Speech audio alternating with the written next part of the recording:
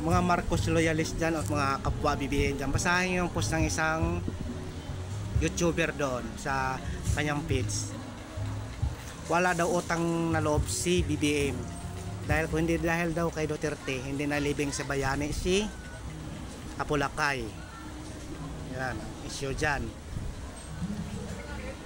Sa tingin nyo mga kapwa BBM dyan, tingin nyo, mananalo ba talaga ang Duterte noon kung wala ang Marcos, suporta na Marcos? Tanungin ko kayo, kilala ba ang Duterte noon? Hindi. Ang Marcos kilala noon pa hanggang ngayon. Si Bintes pa, kilala pa ang Marcos. Sa buong mundo pa yung kilala. Simula kay Apulacay hanggang ngayon, kilala ang Marcos sa buong mundo. Pag sinabing Marcos, kilala yan. Si Duterte, kailan lang yun? Kailan lang si Duterte kilala? Nakilala lang mo Duterte, naging presidente si Duterte. Nakilala ang pangalan, ang apelyedong Duterte. At tingin nyo, kung hindi lumapit si Duterte kaya sa mga Marcos noon, tumatakbo ang presidente, tingin nyo mananalo ba si Duterte? Kaya sinusuportahan na ng mga Marcos si Duterte noon. Dahil kasunduan na nila yan, pag nanalo si Duterte, ilibing si Apulacay sa libingan ng bayani.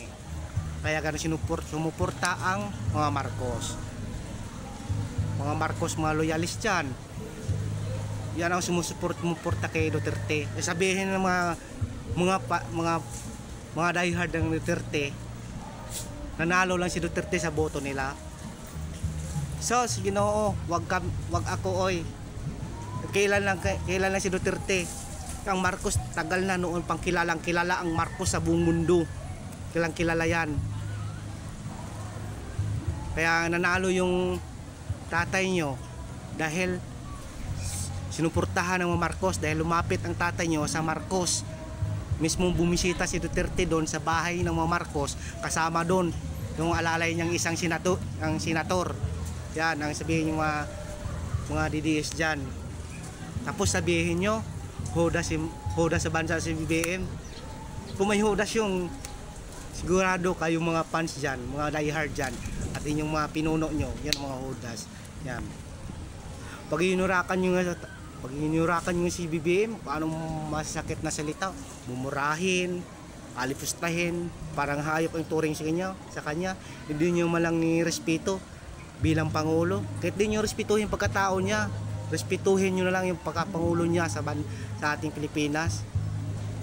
Nasaan yung pinag-aralan ng mga DDS?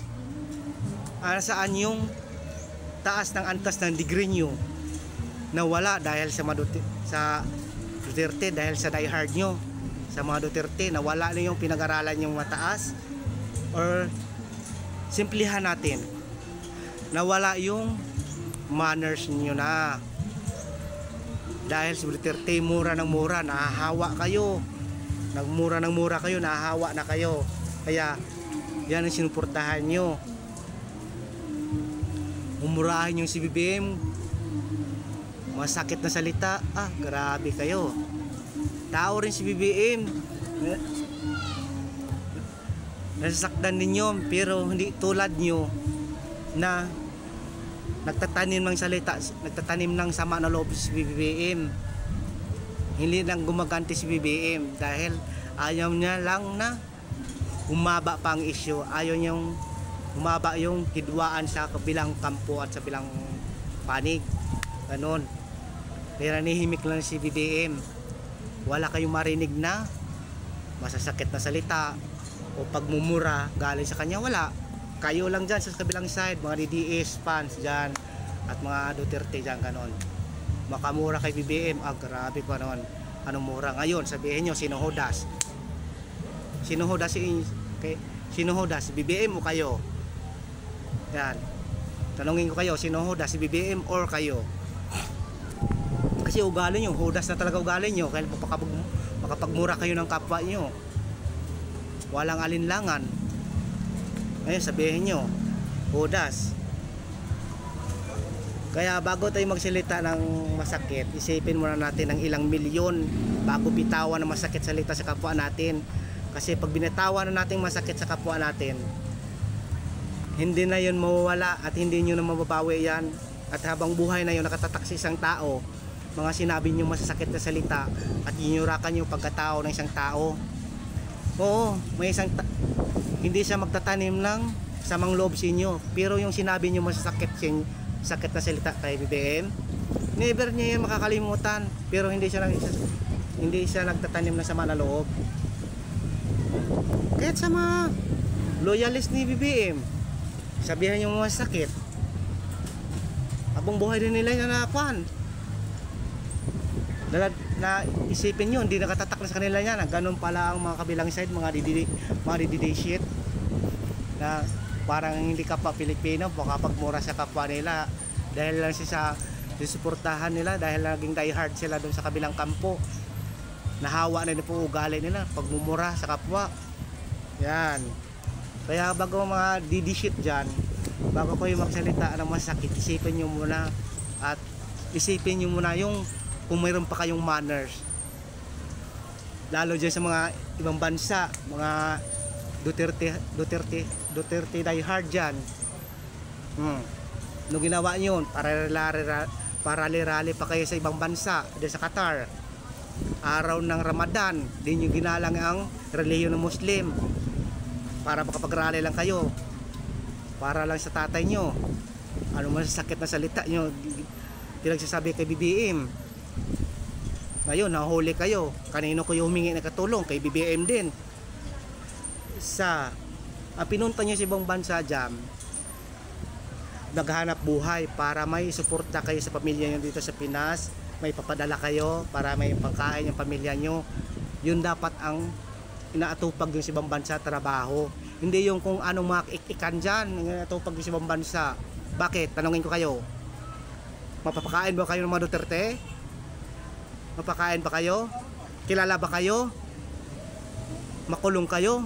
Susuportahan ba ng mga Duterte mga pamilya sa Pilipinas? Hindi. Doon tayo sa reality na hindi kayo suportahan yan, hindi kayo kilala. Matay sa gutom sa pamilya sa Pilipinas dito, pero hindi kayo suportahan ng Duterte, hindi papakainin ang pamilya nyo. Kaya minsan kayo sa ibang bansa, mag-isip-isip din. Kung trabaho ang pinuntan nyo dyan, trabaho ang atupagin nyo, hindi yung magkakalat kayo sa Qatar, sa kalye, para kayong tayo pakalat-kalat dyan. Tapos ano pong sabihin nyo kay BBM, pakalat-kalat kayo dyan, masakit na salita yung sabihin nyo. Tapos pag nakulong kayo, ngayon na BBM kayo lalapit, hihingin tulong. Salamat nyo kayo, si BBM mabait pa sa inyo, hindi nagtatanim ng loob, hindi nagtatanim ng sama na loob, kaya hindi kayo nakulong, naligtas kayo dyan. Kung ako lang presidente, ako hayaan ko kayo dyan sa buong bansa makulong para matauhan kayo, para madala kayo sa pagkagawa nyo. Dahil trabaho ang pinuntan nyo dyan, dapat yun atupagin mo, hindi yung ano-anong inatupag nyo. Kaya mga DDS, imulat nyo lang yung mga mata nyo. Huwag kayong paalipin sa mga lumalabas sa bunganga. Ang Marcos never nagmura yan noon pa. Never nagsalita na masakit yan, never ni gumante. Tahimik lang talaga mga Marcos. Kaya kayo, bago na kayo, bago kayo mag-isip masakit ang salita sa kapwa nyo, isipin nyo muna ng ilang milyon kung nakakasama ba kayo ng loob, o nakakasakit na ba kayo, o sobra-sobra na ba kayo. Dahil pag binatawan ng masakit salita, hindi na mababawi yan mga DDS. Kaya mag-isip-isip kayo at imulat yung mata nyo sa katotohanan. Kahit andyan ang katotohanan siya inyo, kahit isampal na sa katotohanan sa inyo, hindi pa rin kayo maniniwala. Dahil ang gusto nyo paniwalaan, yung anong gusto paniwalaan nyo sa isip nyo. Yan.